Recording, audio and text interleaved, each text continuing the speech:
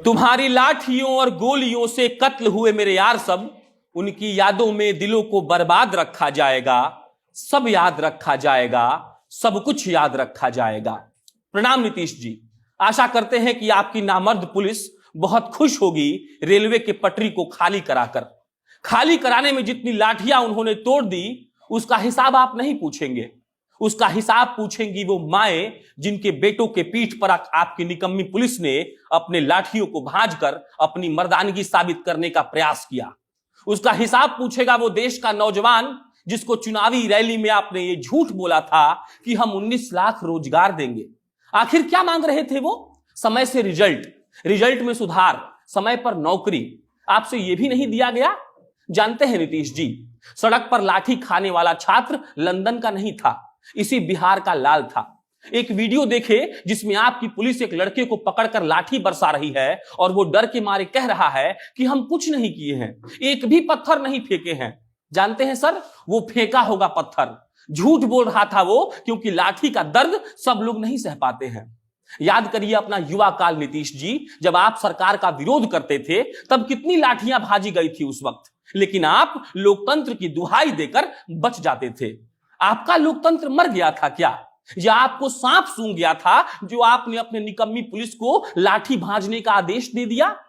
जानते हैं सर, कटा हुआ हाथ देखे उन छात्रों का जिन पर आपने लाठियां बरसाई थी, रोती हुई आंखें देखी जो ये कह रही थी कि हमने क्या गलत मांगा है, बिलखते हुए बच्चे देखे जिनको नौकरी करना है और अपना घर चलाना है, दौड़ती हुई लड़कियां देखी जिसको आपकी नामर्द पुलिस दौड़ाकर मार रही थी, चिल्लाते हुए छात्र देखे जो अपने हक मांगने के लिए ट्रेन को रोक रहे थे, और हमने देखा उन बदतमीज पुलिस वालों को जिनके हाथों में लाठी थी।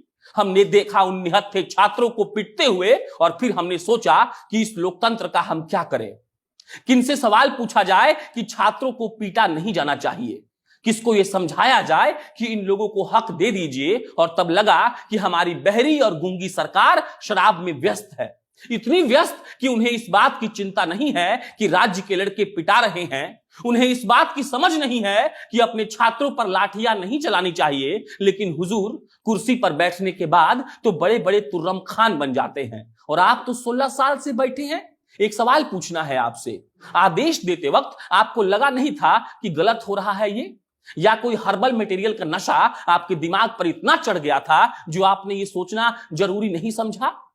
जिस वैकेंसी का पहला सर्कुलर 2019 में आया हो, उसका परीक्षा 2021 में हो, तो सोचिए कि छात्रों को गुस्सा नहीं आएगा क्या?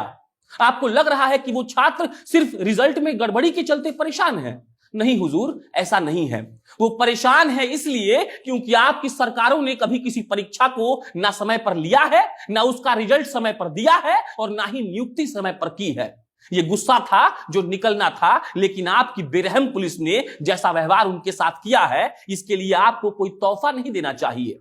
आप शायद ये भूल गए हैं कि इन्हीं छात्रों को जब आपने नौकरी का वादा किया था तो ये छात्र आपको वोट देकर आए। आप शायद ये भूल गए हैं कि जब जब आप विकास की बात करते हैं तब तब ये सवाल उठता है कि आपके विकास का पैमाना सिर्फ शराब और छात्रों पर लाठी भांजना है। आपकी वो पुलिस कितनी बेरहम होगी सोचिए, जो कड़कड़ाती ठंड में छात्रों पर लाठी भांज रही थी, और अगर आपने गलती नहीं की तो बुला देते वहां के चेयरमैन साहब को और करा देते बात। फिर समझ आता कि आप लोगों ने कितना सही काम किया है। एक पद पर आप लोगों ने 5 नाम लिखा है, मतलब इतना बकैती आप लोग कैसे कर लेते हैं? एक आदमी 5 जगह नौकरी कैसे कर सकता है? और ढीठ तो आप लोग इतने हैं कि आपने दूसरे परीक्षा का डेट भी निकाल दिया, ये जाने और ये सोचे बिना कि जो छात्र आज सड़कों पर हैं और आपकी ट्रेन को रोक रहे हैं, वो छात्र कल को और बड़ा हंगामा कर सकते हैं। और वैसे भी हमको लगता है कि जेपी आंदोलन के बाद से आप जैसे निष्ठुर सरकारों को समझाने लायक कोई आंदोलन हुआ ही नहीं है। क्या नीतीश जी, क्या आदेश दिया था आपने? ये कहा था कि इतना मारना कि खड़ा नहीं हो पाए, या ये कहा था कि मेरे खिलाफ कोई आंख उठाने की हिम्मत करे तो इसको इतना मारो कि अगली बार कोई आंख नहीं उठा पाए? शायद आपकी आंख का पानी खत्म हो गया है सर, तभी तो आप कभी वार्ड सचिव को पिटवा देते हैं तो कभी रिजल्ट के लिए प्रदर्शन कर रहे छात्रों को। एक पल भी आपको यह ख्याल नहीं आता है कि उनका मांग जायज है? थोड़ा भी नहीं लगता है कि उनकी बातों पर सोचा जाना चाहिए? और जिस लोकतंत्र की दुहाई आप सदन में बैठकर देते हैं, उस लोकतंत्र में यह कहां लिखा है कि आपकी पुलिस लाठी भांजेगी? जिस जंगल राज का उदाहरण देते हैं आप, आज लालू यादव ने उन छात्रों को नहीं पिटवाया है। आपकी निकम्मी सरकार ने अपने निकम्मेपन को छुपाने के लिए उन हजारों छात्रों को इस ठंड में लाठी से स्वागत किया है। बाकी अंत में क्या ही कहे, बस इतना कि याद रखा जाना चाहिए कि कौन नेता रात को 12 बजे आपके साथ राजेंद्र नगर टर्मिनल पर खड़ा था। किस नेता को इस बात की चिंता थी कि छात्र पिटा रहे हैं। पप्पू यादव गलत है कि सही हमको नहीं पता, वो वहां राजनीति करने गए थे कि नहीं हमको नहीं पता। हमको इतना पता है कि वो रात को 11 बजे छात्रों के पास खड़े थे, तो वो नेता हैं। बाकी जितने चिलगोजर हैं वो अपने बिल में घुसे रहे, सरकार के तलवे चाटते रहे, ठेका लेकर पैसा कमाते रहे।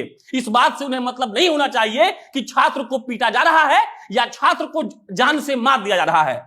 और वैसे भारत की राजनीति का इतिहास रहा है कि हमारे नेता कभी छात्रों के हुए नहीं है, लेकिन जिस तरीके से कल लाठियां भाजी गई हैं वो इतना गलत है कि जिसका कोई हिसाब नहीं है।